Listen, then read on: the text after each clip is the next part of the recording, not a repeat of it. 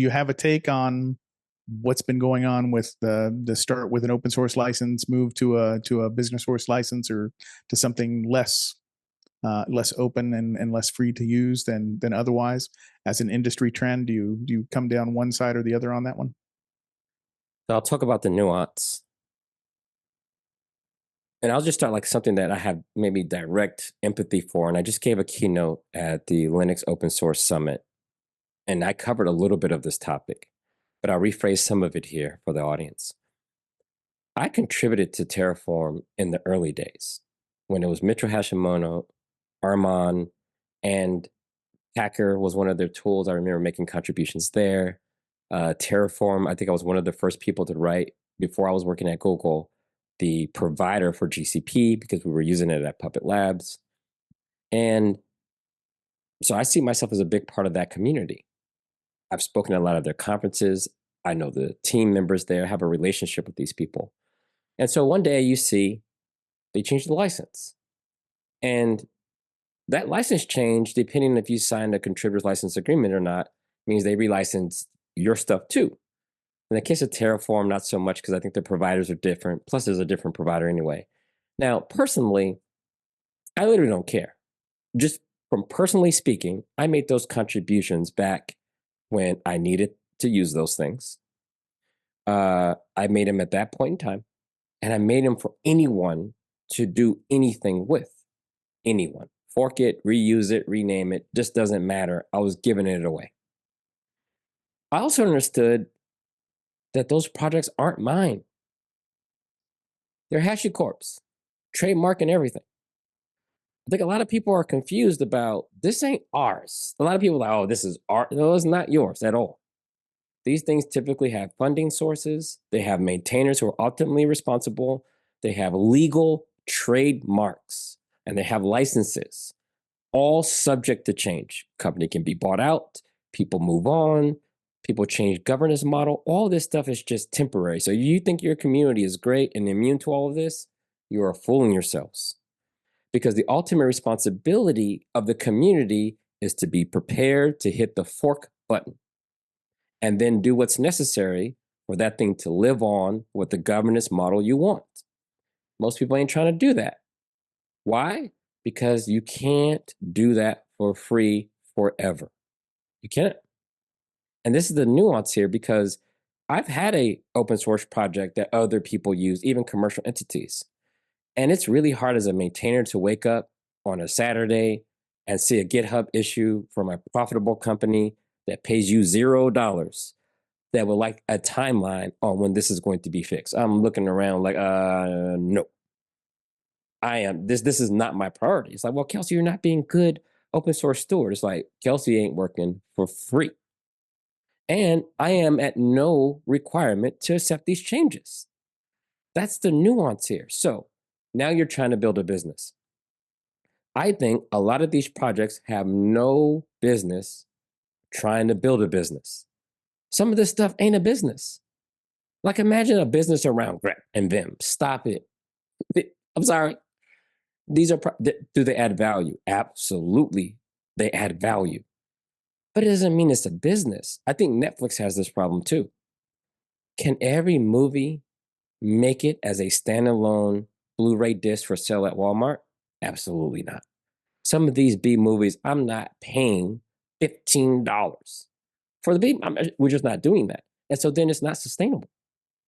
But what is sustainable, if you look at the Netflix models, that some big stuff and some small stuff maybe get funding, but doesn't have to necessarily be a hit or even profitable to exist. Because if profitability was the only way things could exist, then we wouldn't have a lot of things. So a lot of open source projects, some people get to do in their free time and share. That's beautiful. I love those. But I think the mistake happens when things that should just stay that way, you try to build a business. And this is where I think it gets complicated. It's not just enough to have a great set of engineers doing great technical things.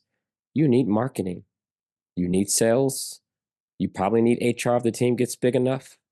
You need to actually deal with clients and procurement. It gets so crazy that before you know it, you'll have way more overhead trying to sell the software than the people who build it. That is just what happens in business. And a lot of people don't understand that. So in order for it to be sustainable, someone's got to buy the software. The trick with open source, it starts off for free. And it's competitive out here. If you don't have enough value out of the gate, and typically these projects are trying to challenge incumbents. I haven't seen stuff that just lets you do a thing that has never done before. Most of this stuff is like, here's how to do a thing a better way. And so I still have the option of just doing what I'm already doing. So now the only thing you really can compete on is typically price. So some projects struggle to give software away for free. If you're struggling to give it away, you should probably not start a business on it. Then if you are having success giving it away, then understand that it may only work because it's $0. The moment you try to charge for it is when you start to find out, from my experience, people rarely pay for things that they don't have to. Hey, free cars. Should I get the free car or should I pay $50,000 for the same car? This is so challenging. It's not. Free is hard to beat. It doesn't even have to be good.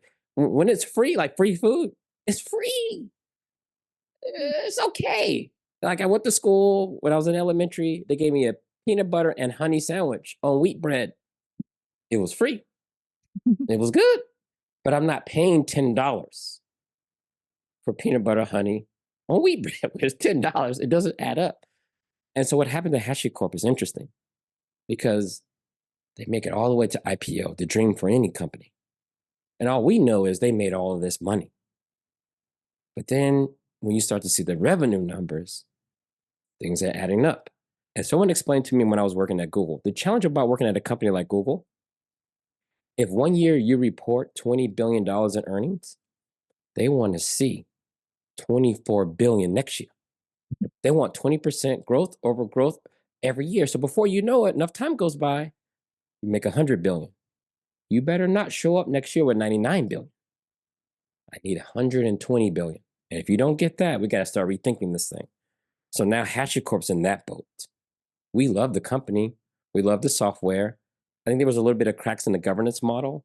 I think they started to do some Nginx-like things where you're trying to contribute something, but it competes with the commercial endeavor. Yeah. And so there's not a release valve. Where do they go? Kubernetes did a different approach there. Kubernetes was like, here's an extension interface. CRDs, custom resource definitions. Here's the core. And here's a first class, almost hard to tell the difference between the two. And you can go do whatever you want. It can be proprietary or it can be open, but you don't necessarily have to get permission from the core community to improve it. Because the cloud providers were competing on a whole different dimension.